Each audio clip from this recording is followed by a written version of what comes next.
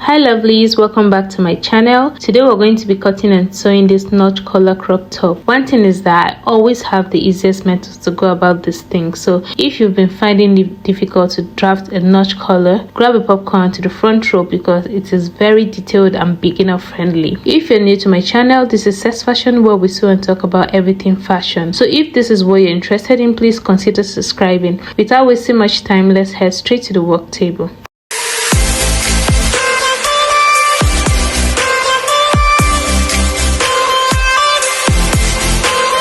We'll first of all draft on our pattern before transferring to the main fabric. So this side here will serve as a center while the top here will serve as the shoulder line. Okay, first things first, we'll draft the front part of this shirt, and you know that this shirt has a button in front. So from the point here, mark in 1 inch like this from the top all the way to the bottom, and this will serve as the button allowance. Moving over to this shoulder line, we'll be marking the neck, and the neck width I'm using here is 2.5 inches. Now the trick to this is, if you have a bust measurement of 44 inches upwards and a shoulder measurement of 16 inches upwards, you should mark 3 inches as your neck width. But for bust measurements that are lower than 44, you can go ahead and use 2.5 inches as your neck width. Hope that is clear. Now after marking the neck width, go ahead and mark the depth. That is how deep you want this neck to be. For me, I'm going ahead to mark 3 inches. And after you have got that, curve that together to create the neckline like this. Ensure that all your measurements are taken after that 1 inch we have marked for button allowance. If you think it's going to confuse you, you can go ahead and fold it inside before drafting so that you won't get it mixed up. On this same shoulder line here, mark your shoulder measurement divided by 2 and make a mark. Now at that point you have made there, drop it by 1 inch. The purpose of that is so that we can have the shoulder slant. Because this is a free shirt, we're going to be adding 1 inch to the actual shoulder measurement. So at that point where you have marked your shoulder measurement divided by 2, just go ahead and add 1 inch to it, and then you're going to draw a slant line from the end of your neckline passing through the 1 inch point we dropped there for the slant all the way to meet the new shoulder point we just marked. Now don't let my plenty talk confuse you. I just basically added 1 inch to my actual shoulder measurement.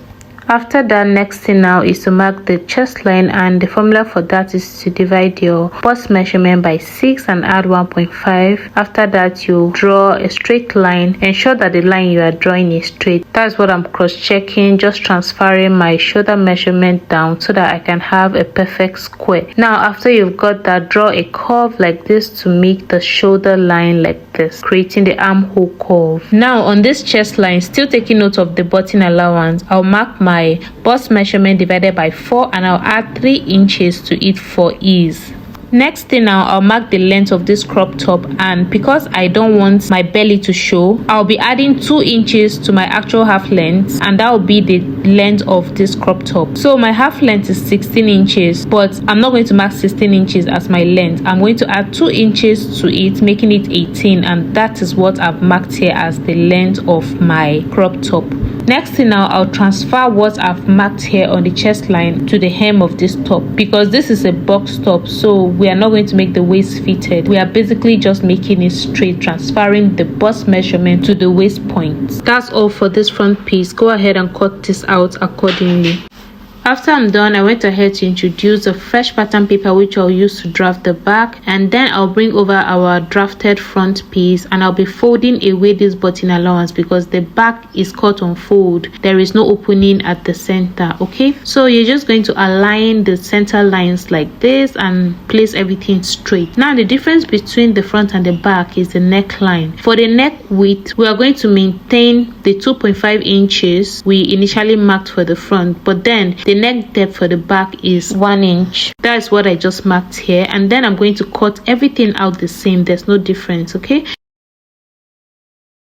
So after cutting, I'll go ahead and just label this down so that we can know this is the back and this is the front. The front has a button allowance. Now this part is very tricky. Pay close attention to what I'm about to do here. So you know how on shirts you usually see the shoulder seam pushed forward to the front. It's not always aligned in the middle. If you check around your home, if you check the shirts you have already made shirts, you will see that the shoulder seams actually pushes forward. This helps the shoulders to lay down nicely and also helps the fitting at the back to fall nicely. So I'm going to show you an easy method on how to achieve that. What I'm going to do is on this front piece here, I'm going to mark down 1 inch. Okay, we want the shoulder seam to be pushed forward by 1 inch.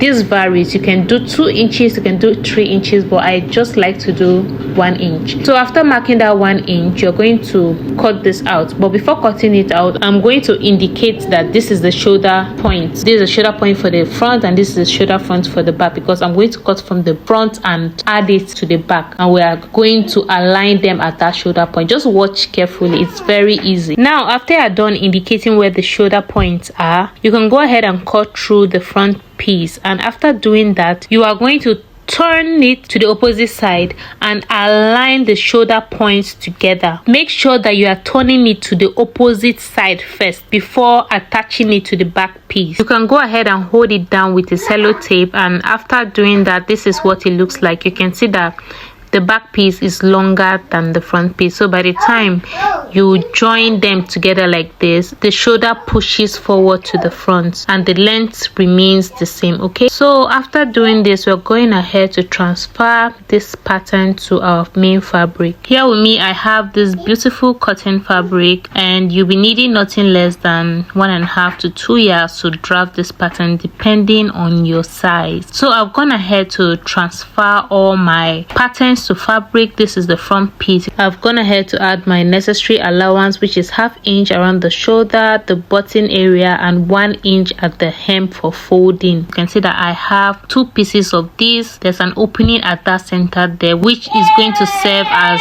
our button opening. I'm basically indicating which sides are the wrong and right side, so I know which is which when I'm sewing. So for the back piece, I cut this on fold because there's no opening at the center. It is cut as one piece. I added 1/2 inch allowance along the shoulder and 1 inch along the hem. This is what it looks like when I open it up. It's a full piece. Go ahead and indicate the right and wrong sides. Before joining our pieces together, we'll first of all create facing to finish up this shirt nicely. So first of all, I'm going to bring back my pieces, and for the front piece here, I'm going to be marking at this area 2 inches. Now at the beginning of my button here, I'm going to mark 5 inches, that is button allowance included, and also at this hem here I'll mark 3 inches, and then I'll connect my dots together like this.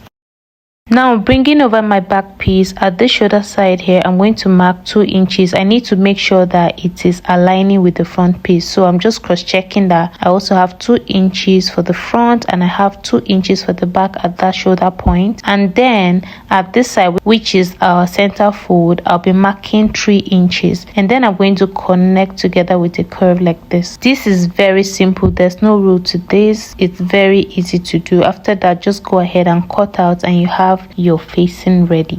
After cutting, this is what it looks like, the front and back facing together. I went ahead to mark the shoulder point so that I don't get confused while cutting on my fabric. Now that we have this ready, let's go ahead and cut on the main fabric. Now you need to make sure that you add allowances just the way you added earlier on the main pieces.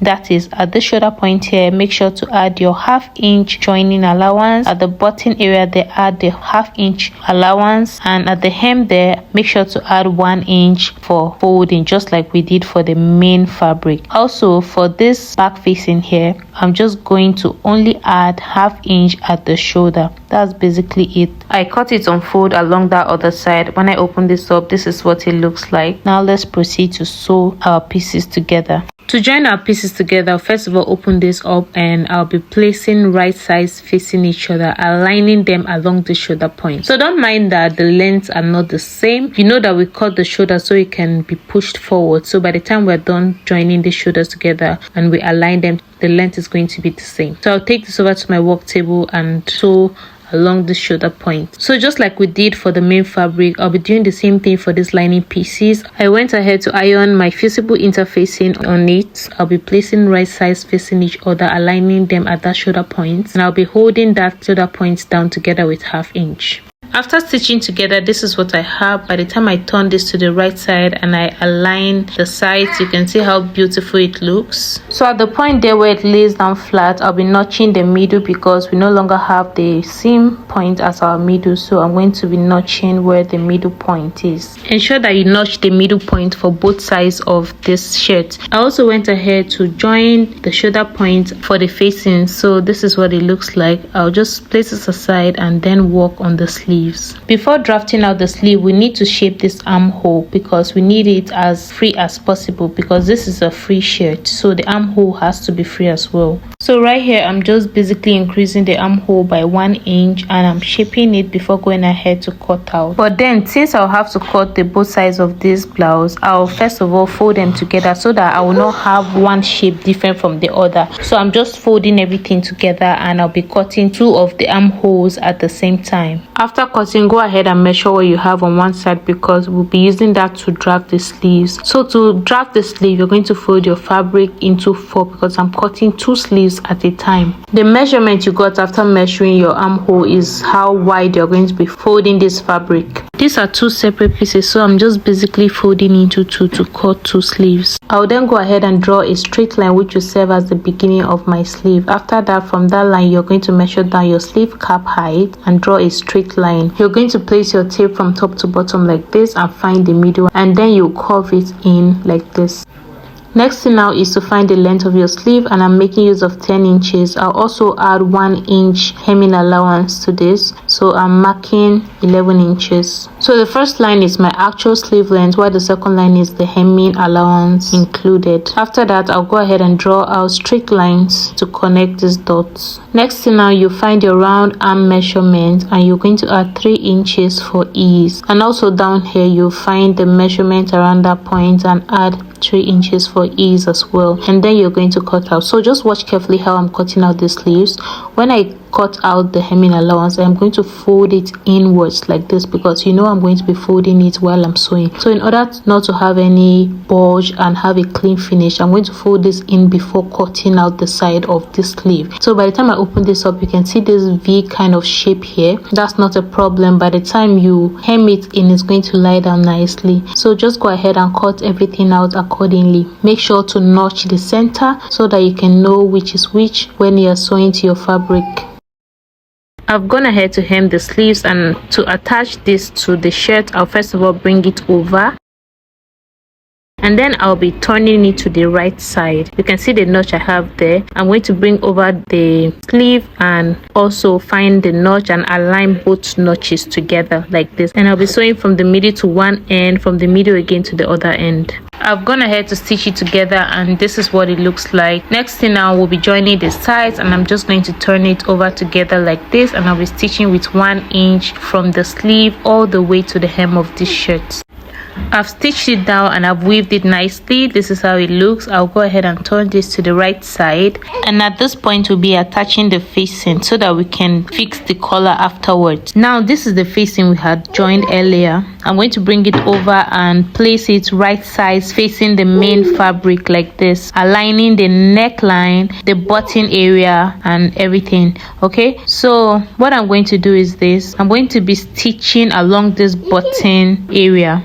I'm going to be stitching with 1/2 inch from the neckline down to the hem of this shirt. I'll be doing that for the 2 sides of the button opening. I've done just that. I've stitched it and I've gone ahead to give it a nice press. You can see how beautiful this is laying down. So at the edge here, you can go ahead and weave it to give it a nice finish. If you don't have a weaving machine, you can just turn it in once, okay, just to give it a nice finish edge. For me, I went ahead to weave it all around the face, and I'm just going ahead to bring over my necklines, aligning the necklines and aligning the button area, and I'm going to be measuring 2 inches from the button point inwards. I'm going to to measure 2 inches and I'm going to make a notch. Note that I am holding this together with the facing, so hold it together nicely and make a notch at 2 inches. After doing that, you're going to open this up and you're going to take your neck measurement, and what you're going to do, just at that point where you have notched, you are going to start taking your measurement from there. So you take your measurement from one notch to the other notch. Okay, so just watch how I'm doing this. I'm placing my tape at this notch here and I'm measuring round the neckline to the next notch. I have 15 inches, so now I'm going to use 15 inches to draft the collar. So here is the piece I'll be using to draft the collar. This piece is already on fold, so I'll be folding into 2 again like this. I'll then mark down my neckline measurement divided by 2. I had 15 inches, so divided by 2 is 7.5. And I'll be adding extra ½ inch for sewing allowance. And then you draw a straight line across. After you're done doing that, the next thing now we're going to mark the length of the collar. And right here, where there's a fold there, I'll be marking 3 inches. At this other point here, I'll be marking 2.5 inches. And then I'm going to connect together like this.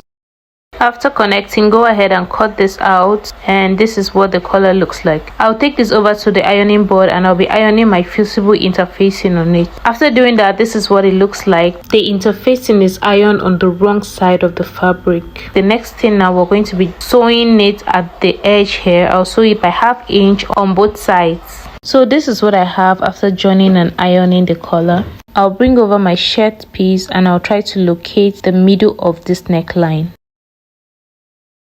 Once I find the middle, I can notch it at that point. Same thing for the collar. I'll locate the middle point and make a notch. After that, I'm going to place my shirt like this, right side facing up, and then I'm going to be aligning the notched points together, the notch point of the shirt and the notch point of the collar. So now watch carefully how I'm going to be attaching this. Once I align the notch point, I'll first of all push out my facing, okay, because I'll be stitching on the main fabric first before stitching with the lining. That's just to aid sewing. If you are a pro, you can just go ahead and sew everything at once, but just sew to be on the safer side. Push the facing outwards first and then sew on the main piece itself. I'll be sewing from that notch point to one side of the neckline. The collar is supposed to stop at that point where you had initially notched before, okay, just like this. So I'm just pinning this down before taking it to the machine. On the other side of the neckline as well, you do the same thing. You sew from the middle notch there all the way to the notch that we had initially done before. So once you're done stitching on the main fabric, this is how you're going to sew the facing. You're just going to turn it like this, making sure that the collar is in between the facing and the main fabric. You're just going to turn it like this and you'll be stitching down from one neckline to the other.